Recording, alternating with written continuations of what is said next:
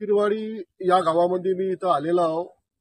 ग्रामपंचायत जाममंडलास हा भाग आहे फकीरवाडी आल्यानंतर ह्या गावातल्या जनतेचे लोकांची मला सारखे फोन येत होते की तुम्ही आमच्या गावात येऊन बघा, आमच्या गावाची परिस्थिती बघा.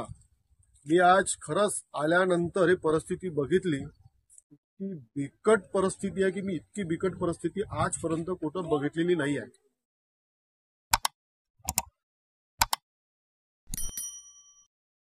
आज बघा ह्या रोडची परिस्थिती बघा. ह्या रोड पा कशा पद्धतीनं बनलेला आहे. थोडाही जर पाऊस आला या गावामध्ये तो लोकांच्या घरामध्ये पाणी शिरतात आणि हा रोड पूर्ण पॅक होऊन जाते. जर एखादी व्यक्ती आजारी पडला, त्याची जर तब्येत बिघडली तर या रोडनी त्याला जाता सुद्धा येत नाही. इतकी बिकट परिस्थिती या गावातल्या लोकांची झालेली आहे. हे सर्व आज गरीब वर्ग आहे. हा गरीब वर्ग सर्व एकत्रित जमलेला आहे आणि या लोकांची एकच समस्या आहे की आमच्या फकीरवाडी या गावामध्ये एकही रस्ता नाही.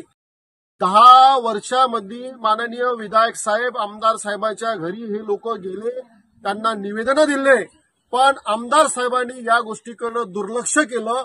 या फकीरवाडी या गावामध्ये अतिशय गरीब लोक राहतात, म्हणजे मिडियम क्लास लोक राहतात. या लोकांना आतापर्यंत रस्त्याबद्दल न्याय मिळालेला नाहीये. जर थोडाही पाऊस आला तर यांना या रस्त्याने जाता सुद्धा येत नाही. घरामध्ये पाणी शिरतात. म्हणजे हे गावातलं बघा काय परिस्थिती आहे. आणि काही लोक म्हणतात की आम्ही विकास केलेला आहे. हा कोणता विकास आहे?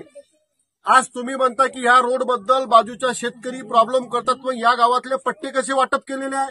या गावातल्या लोकांना पट्टे दिलेले आहे. या गावातला आणखी मोठी दुसरी समस्या अशी आहे की या गावात पिण्याच्या पाण्याची समस्या खूप मोठी गंभीर समस्या आहे.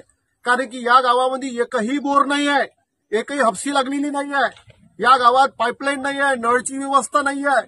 या गावातल्या लोकांना दुसऱ्याच्या शेतामध्ये जाऊन दुसऱ्याच्या विहिरीवरचं पाणी आणावं लागते.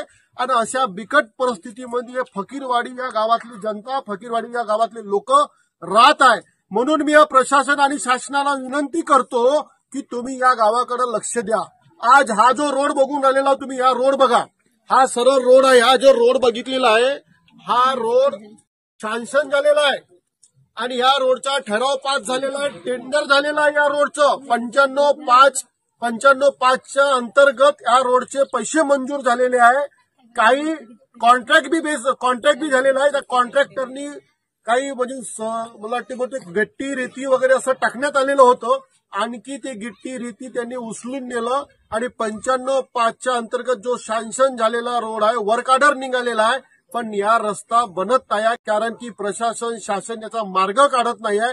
रोड का नाही बनत आहे हा माझा प्रश्न आहे शासनाला, की शासनाच्या प्रशासकीय अधिकाऱ्यांनी, सीओ साहेबांनी आणि तहसीलदार साहेबांनी याच्यात मध्यस्थी करावं आणि या रस्त्याचा मार्ग काढावं. कारण की या जनतेला खूप मोठ्या प्रमाणात त्रास होत आहे. तुम्ही या लोकांची, गोरगरीब लोकांची किती परीक्षा पाहणार? अरे कसे जगून राहिले ते बिचारे. एक रोड नाही त्या गावामध्ये, एक रस्ता नाही त्या गावामध्ये जाण्यासाठी. लोकांना पाण्यासाठी पिण्याचं पाणी या गावामध्ये नाही आहे. आणि आपण लोक म्हणतात, काही सत्तेधारी लोक म्हणतात की आम्ही खूप विकास केलेला आहे. हा कोणता विकास आहे? लोकांना मारण्याचा विकास आहे. आज जनतेचे बघा का हाल आहे. या बाहेरनं विचारा, तुमच्या या गावामध्ये रस्ता आहे का? रोड आहे या गावामध्ये? रोड बनलेले आहे का इकडे तिकडे? हाँ, रोड है तुम्हारे गांव में? पीने के लिए पानी की व्यवस्था है? पीने की व्यवस्था है क्या? आपके गांव में नल है? नल आपके गांव में बोरिंग है? रोड मशीन भी नहीं है, कुछ भी नहीं है। और ये रोड के लिए, रास्ते के लिए आप कहाँ पे गए थे? किसकी तरफ गए थे? समीर कुंडेवार के पास। समीर कुंडेवार की तरफ से गए थे, भाई आमदार की तरफ गए थे। आमदार साहब ने रोड नहीं बनाया वाला? क्या बोले आमदार साहब? बन जाएगा बोलते हो, लेकिन अरे 10 साल माने आमदार साहब रहे, 10 साल में आमदार साहब ने रोड नहीं बनाया। नहीं कुछ की पानी की व्यवस्था नहीं दी। देखो आज देखो क्या बोले।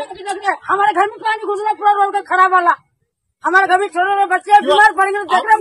आमदार साहब ने रोड किया, कहा गया किधर के हाथ से बोलते आने का पता नहीं, मर गए थे जिससे गरीब है उसको देख रहे थे उनके, हमको आके। अरे आमदार साहब तो बोले रोड बना दिया। हाँ पूरा बना दिया, अच्छा बना दिया बेचारे ने। आमदार ने रोड बनाया नहीं क्या? डबल करके जा रहे, डबल हम गरीब आदमी। यहाँ पे छोटे छोटे पीने की पानी की व्यवस्था है क्या? क्या भर के जींगे। देखो ह्या लोकांचं मत असं आहे का इथं पाण्याची व्यवस्था नाही आहे, रस्त्याची व्यवस्था बरोबर नाही आहे, म्हणून मी प्रशासन शासनाला हात जोडून विनंती करतो की या फकीरवाडी या गावाकडे लक्ष द्यावं.